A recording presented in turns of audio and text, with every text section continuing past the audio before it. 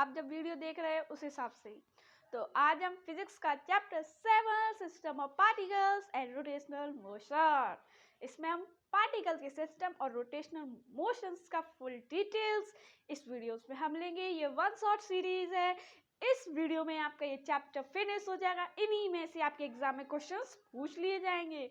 और दोस्तों, जो डेरिवेशन है उसे हम अपने बोर्ड जो आपको सामने दिख रहा होगा उस पर कराएंगे। इंपॉर्टेंट डेरिवेशन जो एग्जाम में आने के काफ़ी चांस है, उन्हीं डेरिवेशन को हम कराएंगे। अगर हम सभी डेरिवेशन को कराने बैठ जाए तो काफ़ी दिन लग जाएंगे और समझने में भी काफ़ी परेशानी आएगी और हमें ध्यान भी नहीं रहता कि कौन सी डेरिवेशन में कौन सा फॉर्मूला कब यूज़ होता है कब ना हो। इसलिए हम कुछ इंपॉर्टेंट डेरिवेशंस कराएंगे।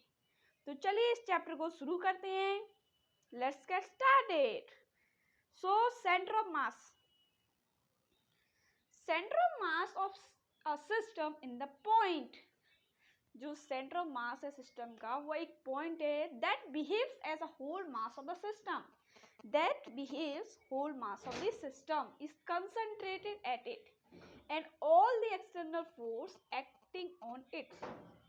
ठीक है, for a rigid body, किसी भी रिजिड बॉडी के लिए centre of mass is independent of the state of the body, implies that whether it is in rest or in accelerated motions, center of mass will remain same।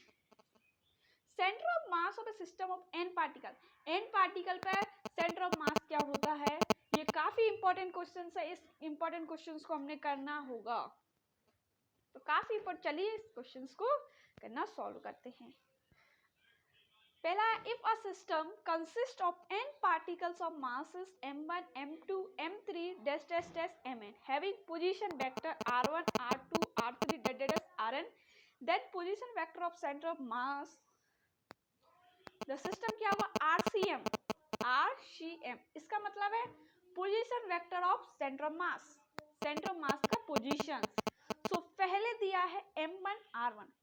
So here we know that the m1, what is m1, particles का mass m1 r1 plus m2 r2 plus m3 r3 plus dash dash mn rn upon m1 plus m2 plus m3 dash dash plus m1। So equal to हो जाएगा n sigma hair i equal to 1 m1 r1 in term of coordinates. अब coordinates के term में क्या होगा, centre of mass x का centre of mass क्या होगा, so m1 x1 plus m2 x2 plus dash dash mn xn upon m1 plus m2 plus dash dash dash mn। So here तो क्या हो जाएगा, sigma m1 mi xi upon sigma mi। Sigma मतलब addition, sigma मतलब क्या है, addition. Sigma को हम बोलते हैं समेशन, सही नाम समेशन।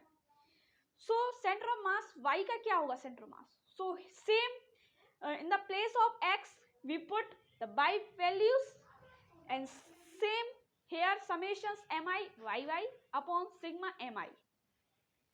अब centre of mass of z axis का क्या होगा, so mi zi plus m2 z2 plus dash dash mn zn upon m1 plus m2 dash dash mn। So equal to sigma mi zi upon sigma fi। Centre of mass of two particle system का centre of mass क्या होता है, choosing o as a origin of the coordinate axis.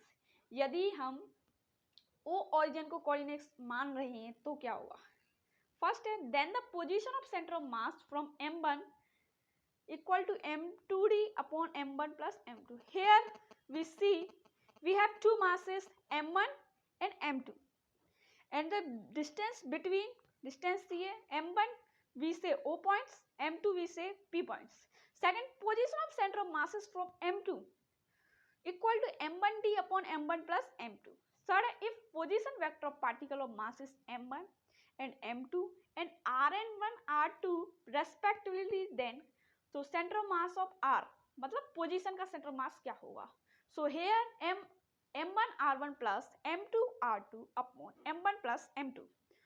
so here we see the diagrams, here intersecting point at the origins and up down the y-axis and horizontal down on the x-axis। so make true triangles. अब question number question number 4 नहीं, fourth point. If in a two particle systems, the particle of masses m1 and m2 moving with velocity v1 and v2 respectively, then velocity of center of mass, so velocity of center of mass m1 v1 plus m2 v2 upon m1 plus m2.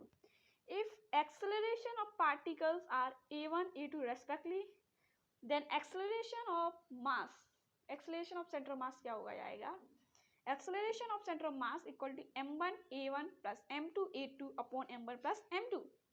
6 point, center of mass of an isolated system has an constant velocity. 7 point, it means isolated system will remain at rest. इसका मतलब है जो isolated system है वो rest होगा if it is initial rest or will move the same velocity if it is in motion initially. The position of center of mass depend upon the size and distribution of the masses of the body. The center of the mass of an object need not to lie in within the objects.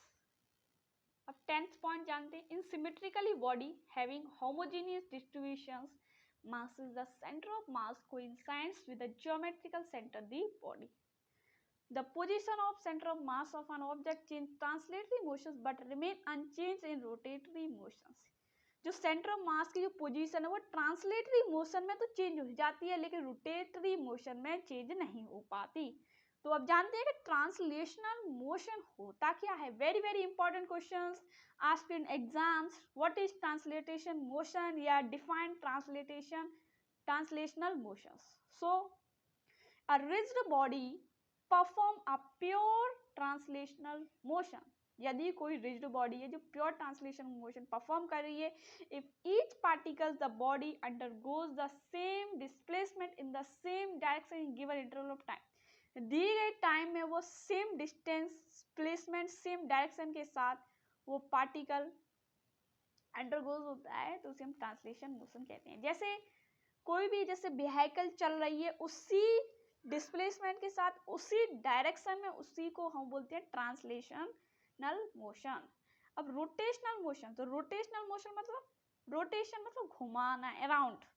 A rigid body perform a pure rotational motions if each particles of the body moves in a circle and the center of all circle lies in a straight line called the axis of rotation.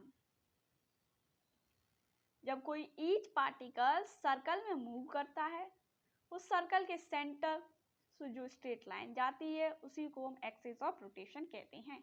अब बात करते हैं rigid body क्या होता है. If the relative distance between the particle of A system do not change on applying force, यदि कोई हम फोर्स अप्लाई कर रहे हैं जिसमें उस पार्टिकल के सिस्टम की डिस्टेंस के बीच में कोई भी चेंजेस नहीं होता है, उसे हम रिजिड बॉडी कहते हैं. General motion of rigid body consist of both the translation and rotational motion. जो रिजिड बॉडी का जो जनरल मोशन वो ट्रांसलेशनल और रोटेशनल दोनों में होता है. अब मूवमेंट ऑफ इनर्शिया क्या होता है, ये very very important question. Movement of inertia asked in exams. The inertia of rotational motion के इनर्शिया को हम बोलते हैं movement of inertia. Movement of inertia को डिनोट किया जाता है एल से.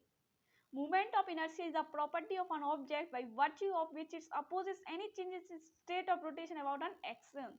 The moment of inertia of a body about a given axis is equal to the sum of product of masses of the constituent particle, the square of their respective distance from the x-axis of the rotation. Here we see diagrams. Moment of inertia क्या हो जाएगा, I equal to m1 r1 का r12 plus m2 r2 का square plus m3 r3 square plus delta sigma m1 ri का square. इसकी its unit is kilogram meter square and its dimension formula is ml2. The moment of inertia of body depends upon the position of the axis of rotations, orientation of the axis of rotation, shape and size of the body, distribution of mass of the body about the axis of rotation. The physical signification of the moment of inertia is same in rotational motion as the mass in linear motion. Radius of gyration.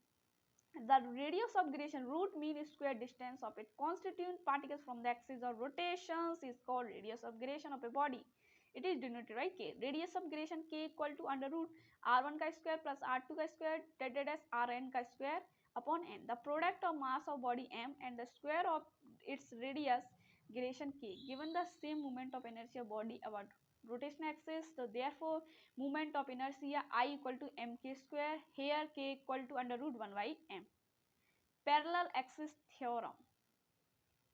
Parallel axis theorem. The moment of inertia of an object any arbitrary axis is equal to the sum of moment of inertia about the parallel axis passing through the center of masses and the product of masses of two axes. Mathematically, I equal to ICM plus mr square, where I is the moment of inertia about the arbitrary axis, ICM is the moment of inertia about the parallel axis through the center of mass, m is the total mass of object, r is the perpendicular distance between the axes.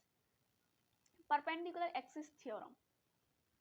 3 axis, x-axis, y-axis, z-axis. In x-axis ix, z-axis lz, y-axis ly. Who is the origin? The moment of inertia of any two-dimensional body about an axis perpendicular to its plane iz is equal to the sum of moment of inertia of the body about two mutually perpendicular axes lying on its own plane and intersecting each other at a point where is the perpendicular axis passes through it. Mathematically, iz equal to ix plus iy,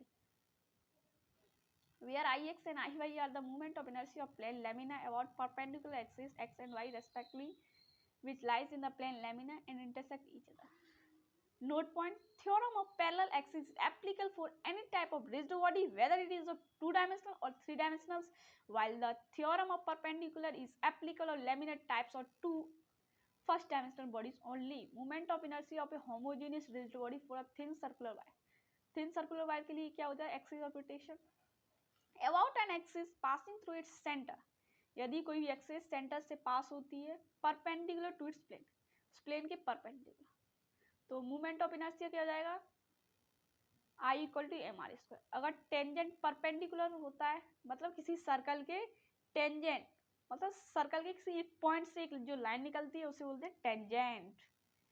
इसका हो जाएगा tangent क्या हो जाएगा inertia का 2mr square. अगर किसी plane ring है टेंजेंट में कोई प्लेन रिंग निकल रहा है टेंजेंट से होते हुए, तो इसका हो जाएगा 3/2mr स्क्वायर. और अबाउट डायमीटर के अबाउट, तो डायमीटर के अबाउट हो जाएगा 1/2mr स्क्वायर. अब axis of rotation. About an axis passing through its center perpendicular to its plane 1/2mr square. Tangent perpendicular 3/2mr square. Tangent plane 5/4mr square. Diameter 1/4mr square for a thin rod. अब thin rod के लिए क्या होगा? Rod में क्या होगा? About an axis passing through its center and perpendicular to its length. Length perpendicular हो जो center पास होता है, इसका हो जाएगा ml square by 12. Passing through perpendicular to its length I equal to ml square by 3 for a solid cylinder. अब solid cylinder की बात करते हैं.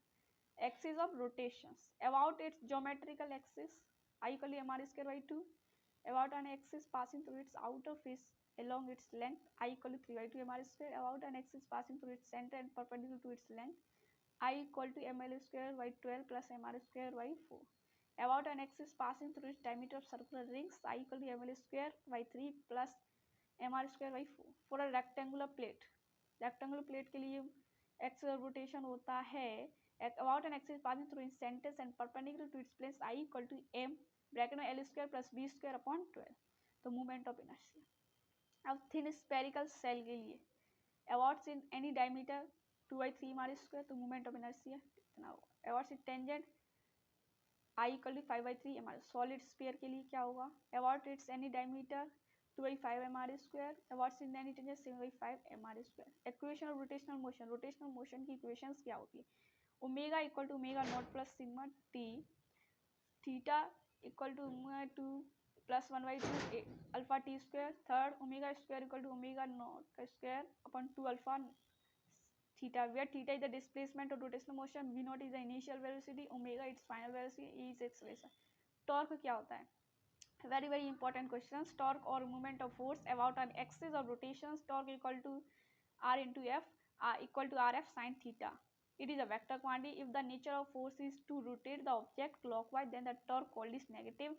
If rotate the object anti-clockwise, then it is positive. Its SI unit Newton meter and it dimension ml 2 t minus 2. In rotational motion, torque equal to I alpha where a is the angular acceleration and I is the moment of inertia. Angular momentum, the moment of linear momentum is called angular momentum. It is denoted by L. Angular momentum L equal to L omega mvr. In vector form, L equal to I omega equal to R into mv. Its unit is joule second and its dimensional formula is ml2t minus 1. Torque क्या हो जाएगा dl by dt. Conservation of angular moment. If the external torque acting on a system is zero, then its angular momentum remain constant. Torque external zero है तो then L equal to I omega constant I omega 1 I1 plus omega 1 I2 omega 2 के बराबर होगा. Angular impulse, total effect of torque applied on a rotational body in a given time is called angular impulse. Angular impulse is equal to the change in angular moment of system in a given time. Thus, angular impulse is equal to integration del L 0. So, torque dt equal to LF minus LI. तो hello friends, ये chapter हमारा finish हो गया है chapter 7. अब हम chapter 8 में मिलेंगे जिसका नाम है ग्रेविटेशन. अगर आपको हमारी वीडियो पसंद आई है तो वीडियो को लाइक कीजिए, चैनल को सब्सक्राइब कीजिए जिससे आपको वन शॉट सीरीज आपको मिलती है. ये चैप्टर इस मंथ में फिनिश हो जाएगा तो नेक्स्ट चैप्टर में मिलते हैं. तब तक के लिए thank you for watching my video.